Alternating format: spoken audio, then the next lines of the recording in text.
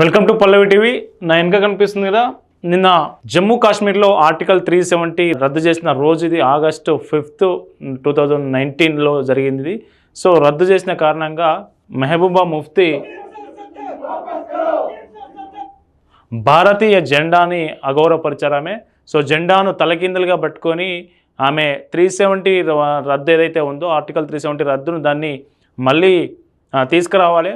So మళ్ళీ 350 ఏదైతే ఉందో మళ్ళీ ప్రత్యేక రాష్ట్ర హోదా కల్పించాలి, భారతదేశం వేరు జమ్మూ కాశ్మీర్ వేరు అన్నట్లుగా ఆమె ప్రొటెస్ట్ చేసింది. ఈ ప్రొటెస్ట్ సందర్భంగా భారత జాతీయ పతాకాన్ని మామూలుగా ఎరుపు రంగు మనకు మీద ఉంటుంది కదా, కాషాయం, ఆ కలర్ను కిందికి కనిపించేలా చూడండి, త్రివర్ణ పతాకాన్ని రివర్స్లో ఆమె పెట్టి ఆమె ప్రొటెస్ట్ చేసింది. సో దీని మీద పెద్ద ఎత్తున దుమారం రేగుతూ ఉంది. సో జాతీయ పతాకాన్ని అవమానపరిచింది ఈమె అంటూ పెద్ద ఎత్తున చర్చ జరుగుతూ ఉంది. సో మెహబూబా ముఫ్తీ ఆమె స్వభావం కనుక చూస్తే మొదటి నుంచి ఆమె 1996లో మొట్టమొదటిసారిగా కాంగ్రెస్ పార్టీ నుంచి గెలిచారు. ఆ తర్వాత వాళ్ళ నాన్నతో కలిపి పార్టీ పెట్టారు, పీడీపీ, పీపుల్ డెమోక్రటిక్ పార్టీ అని స్థాపించిన తర్వాత 2016లో వాళ్ళ నాయన చనిపోయిన తర్వాత జమ్మూ కాశ్మీర్కు మొట్టమొదటి మహిళా ముఖ్యమంత్రిగా పనిచేశారు. ఈమె మహిళా ముఖ్యమంత్రిగా పనిచేసినప్పుడే మనకు యాంటీ నేషనల్స్ ఉంటారు కదా, ఉగ్రవాదులతోని వాళ్లకు పరోక్షంగా ఆమె మద్దతు ఇచ్చిందని, పీఓకే అట్లాగే పాకిస్తాన్కి సంబంధించిన ఉగ్ర సంస్థలతో ఆమె దగ్గర సంబంధాలని అనే ఆరోపణలు ఎప్పటి నుంచో ఉన్నాయి. సో మనకు తాలిబాన్లో పోరాటం తర్వాత తాలిబాన్లలాగే జమ్మూ కాశ్మీర్ యువత కూడా కేంద్ర ప్రభుత్వంపై పోరాటం చేస్తుంది అనే ఒక కామెంట్ చేశారు. అంటే జమ్మూ కాశ్మీర్ యువతను తాలిబాన్లతో పోల్చింది. తాలిబాన్లు ఎట్లయితే పోరాడితే అమెరికా పారిపోయిందో, సో ఇక్కడ కూడా మేము మా జమ్మూ కాశ్మీర్ యువత పోరాడితే మీరు కేంద్ర ప్రభుత్వం ఇక్కడి నుంచి పారిపోవాల్సి వస్తుందనేది వివాదాస్పదమైన కామెంట్ చేసింది. ఈమె చేసిన ప్రతి కామెంటు ప్రో పాకిస్తాన్ ఉంటుంది, యాంటీ ఇండియా ఉంటుంది. సో ఇట్లాంటి పరిస్థితుల నేపథ్యంలో 2016లో బీజేపీ పొత్తుతోనే ఆమె సంకీర్ణ ప్రభుత్వం ఏర్పాటు చేయడం జరిగింది జమ్మూ కాశ్మీర్లో. ఎప్పుడైతే 2018లో బీజేపీ ఆ పొత్తును ఉపసంహరించుకున్న తర్వాత పీడీపీ గవర్నమెంట్ కూలిపోయింది జమ్మూ కాశ్మీర్లో. 2019లో 370 ఆర్టికల్ ఏదైతే ఉందో దాన్ని రద్దు చేయడం, ఆ తర్వాత కేంద్రపాలిత ప్రాంతాలుగా ప్రకటించడం. సో ప్రకటించిన తర్వాత అక్కడ జమ్మూ కాశ్మీర్లో జరిగినటువంటి విపరీతమైన అభివృద్ధి ఏదైతే ఉందో, టన్నెల్స్ కావచ్చు, అట్లాగే రైల్వే లైన్స్ కావచ్చు, రోడ్లు కావచ్చు, అట్లాగే మెడికల్ కాలేజీలు కావచ్చు, హాస్పిటల్స్ కావచ్చు, స్కూళ్ళు కావచ్చు, సో విద్యా సంస్థలు కావచ్చు, సో ఇవన్నీ పెద్ద ఎత్తున అభివృద్ధి ఏదైతే జరుగుతూ ఉందో అభివృద్ధితో పర్యాటకుల సంఖ్య పెరిగింది. అక్కడ ఈవెన్ శ్రీనగర్లో G20 సమావేశాలు కూడా జరిగింది, వివిధ దేశాల ప్రతినిధులు కూడా అక్కడికి వచ్చారు. సో ఇంత అభివృద్ధి పథంలో జమ్మూ కాశ్మీర్ పోతూ ఉంటే ఈమెకు దానిమంటారు జీర్ణించుకోలేకపోతా ఉంది. ఆ అభివృద్ధిని కానీ ఆ జమ్మూ కాశ్మీర్ ప్రజల స్వేచ్ఛ స్వాతంత్రాలను జీర్ణించుకోలేకపోతా ఉంది.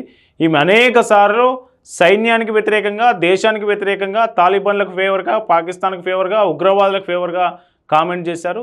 సో ఇప్పుడు అట్లాంటి పర్సన్ ఈమె నిన్న కాక మొన్న జంతర్ మంతర్లో ఏదైతే CJP ప్రొటెస్ట్ జరిగిందో అందులో యాంటీ నేషనల్స్ పాల్గొన్నారని, అందులో తుపాకులు దాన్ని పెద్ద విధ్వంసం సృష్టించే ప్రయత్నం చేశారని ఏదైతే చర్చ జరుగుతూ ఉందో, ఢిల్లీ జంతర్ మంతర్ జరిగిందో ఆ జంతర్ మంతర్లో కూడా ఈమె పాల్గొని వాళ్ళకు మద్దతు ఇచ్చి సో దేశానికి వ్యతిరేకంగా ఈమె కొట్లాడే ప్రయత్నం చేశారు.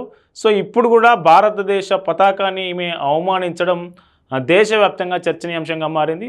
ఒక మహిళ, ఆఫ్ఘనిస్తాన్లను పొగిడిన మహిళ ఆఫ్ఘనిస్తాన్ వెళ్ళిపోవచ్చు కదా, పాకిస్తాన్ బాగుంది, భారతదేశ పరిస్థితి బాగలేదని చెప్తున్న ఈ మహిళ పాకిస్తాన్ వెళ్ళిపోవచ్చు కదా అని సోషల్ మీడియాలో పెద్ద ఎత్తున కామెంట్ చేస్తూ ఉన్నారు. మన దేశంలో ఉంటూ మన దేశ ఏదైతే సంపదను అనుభవిస్తూ పక్క దేశానికి వంతబాడడం, పక్క దేశంతో సంబంధాలు కొనసాగించడం, ఆఫ్ఘనిస్తాన్తో ఈ దేశ యువతను పోల్చడం, సో ఇట్లాంటి వివాదాస్పదమైన కామెంట్ చేస్తూ వార్తల్లో నిలిచే మెహబూబా ముఫ్తీ ఫైనల్గా మరోసారి దేశ జాతీయ పతాకాన్ని అగౌరవపరిచారు తలకిందులుగా ఎగిరేసి. సో ఇది పరిస్థితి. దీనికి సంబంధించి ఈమె ఈ ప్రొటెస్ట్ సందర్భంగా ఏదైతే 370 ఆర్టికల్ రద్దు చేసిన ఆగస్టు 5 సందర్భంగా ఈమె చేసిన ప్రొటెస్టును కేంద్ర మంత్రి గిరిరాజ్ సింగ్ ఖండించడంతో పాటు మెహబూబా ముఫ్తీ ఒక టెర్రరిస్ట్ అని ఆయన సంబోధించారు. సో ఎందుకు అలా సంబోధించారని కూడా ఆయన కారణం చెప్పే ప్రయత్నం చేశారు. ఆయన ఏం మాట్లాడినా ఒకసారి చూద్దాం. प्रोटेस्ट कर रही हैं। देखिए, महबूबा मुफ्ती तो आतंकी है।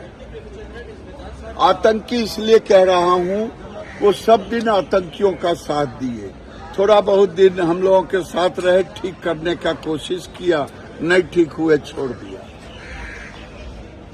आज का दिन भारत के इतिहास का, जैसे हम 15 अगस्त 26 जनवरी मनाते हैं, ये उसी तरह महान दिन है जो सरदार पटेल के सपनों को, भारत के असंख्य लोगों के सपनों को, जो हम कहते थे एक देश दो निशान दो प्रधान, नहीं चलेगा नहीं चलेगा, नरेंद्र मोदी जी के नेतृत्व में 2019 को 5 अगस्त को देश का गृह मंत्री अमित शाह जी ने उसको कर दिया। अब एक देश एक निशान एक प्रधान एक विधान, अब कोई माई का लाल पैदा नहीं लिया, इसे खत्म। సో చెప్పిన కదా ఆయన ఏమంటున్నాడంటే ఈ దేశంలో ఒకే జెండా ఉండాలి, ఒకే ప్రధానం ఉండాలి, ఒకే రాజ్యాంగం ఉండాలి అనేది సర్దార్ వల్లభాయ్ పటేల్ కళ. ఆ ఆకాంక్ష నెరవేర్చినటువంటి నాయకులు ప్రధానమంత్రి నరేంద్ర మోదీ, అట్లాగే హోంమంత్రి అమిత్ షా. సో ఈమె మెహబూబా ముఫ్తీ ఎవరైతే ఉన్నారో ఈమె ఆటంకవాది, మొదటి నుంచి ఇట్లాగే దేశానికి వ్యతిరేకంగా వస్తూ ఉన్నారనేది ఆయన చెప్పినటువంటి కామెంటు. మొత్తానికి మెహబూబా ముఫ్తీ చేసినటువంటి మన భారత జాతీయ పతాకాన్ని తలకిందులుగా ఎగరేసి 370 ఆర్టికల్ను మళ్ళీ తీసుకురావాలనేది అయితే ప్రొటెస్ట్ చేస్తూ ఉందో, ఈ ప్రొటెస్ట్కు సంబంధించి మీరు మీ అభిప్రాయాలను కింద కామెంట్ చేయండి.